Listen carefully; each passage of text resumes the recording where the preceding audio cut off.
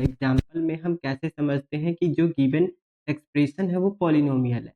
तो पहला एग्जाम्पल जो होता है कि 3x² है और माइनस का 4x है और प्लस का 5 है। तो सबसे पहले बात करते हैं कि पॉलिनोमियल का कंडीशन क्या क्या है कि जो हम समझें कि पॉलिनोमियल है या नहीं है। तो सबसे पहला पावर जो होता है वो नॉन नेगेटिव होना चाहिए। नॉन नेगेटिव कहने का मतलब 1 2 3 4 इस टाइप से जो होता है होना चाहिए, या 0 1 2 3 4 इस टाइप से।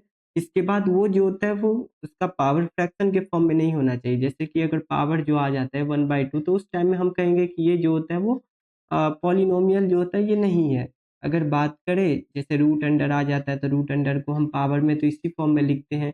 तो उस टाइप से अगर आ जाता है क्वेश्चन में तो उस टाइप में हम कहेंगे कि वो पॉलिनोमियल नहीं है। इसके बाद अगर पॉलिनोमियल का पावर -1 इस टाइप से आ जाए, नेगेटिव के फॉर्म में आ जाए तो वो भी पॉलिनोमियल नहीं है। तो अब हम चेक करते हैं कोई भी पॉलिनोमियल जो कोई भी एक्सप्रेशन दिया हुआ है क्वेश्चन में तो उसको सबसे पहले समझेंगे कि वो पॉलिनोमियल है कि नहीं है। इसके बाद हम आंसर बताएंगे। तो सबसे पहला एग्जांपल दिया हुआ है कि 3x² माइनस का 4x प्लस का 15। इस क्वेश्चन में जब आप देखिएगा तो इस क्वेश्चन में क्या है कि जो x का पावर क्या है, नॉन नेगेटिव इंटीजर है। कोई ऐसा तो फ्रैक्शन में नहीं दिया हुआ है और नहीं जो होता है वो नेगेटिव फॉर्म में है। तो ये जो पहला एग्जांपल है यानी 3x² माइनस का 4x इज अ पॉलिनोमियल है।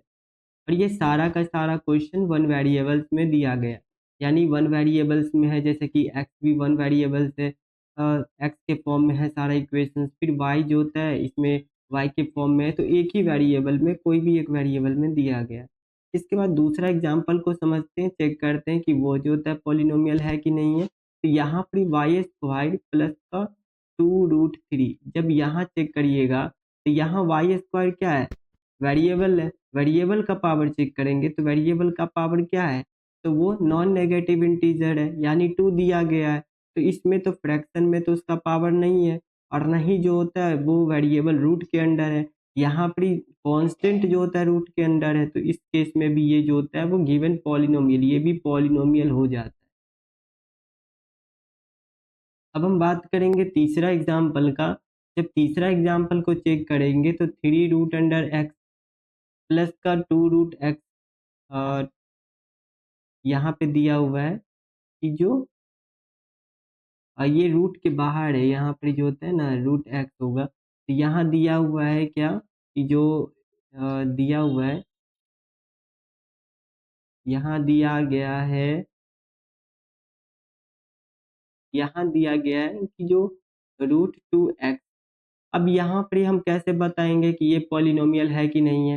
तो सबसे पहले क्या करते हैं, देख रहे हैं कि ये रूट के अंदर है आप लोग, तो यहाँ पे क्या करना है, तो इस चीज को आप ऐसे भी पावर के फॉर्म में लिख सकते हैं, x का पावर 1/2 और प्लस का जो होता है √2x।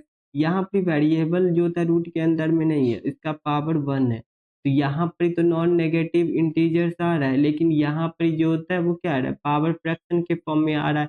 तो ये गिवन एक्सप्रेशन होता है वो क्या हो जाता है, तो पॉलिनोमियल नहीं होता है, इज नॉट अ पॉलिनोमियल।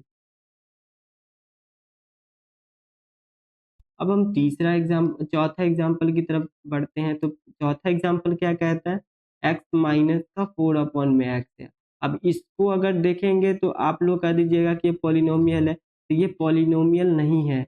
ये दिखने में पॉलिनोमियल लग रहा है, जैसे कि आप बोलिएगा कि इसका भी पावर जो होता है वो 1 दिया हुआ है, जो कि नॉन नेगेटिव इंटीजर है, इसका भी 1 दिया हुआ है, तो ये पॉलिनोमियल हो गया।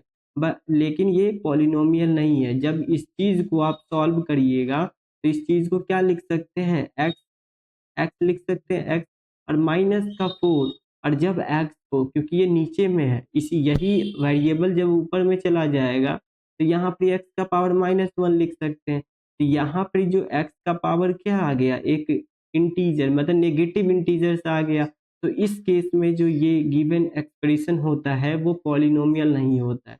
तो इसमें क्या होगा कि x माइनस का 4/x is not a polynomial.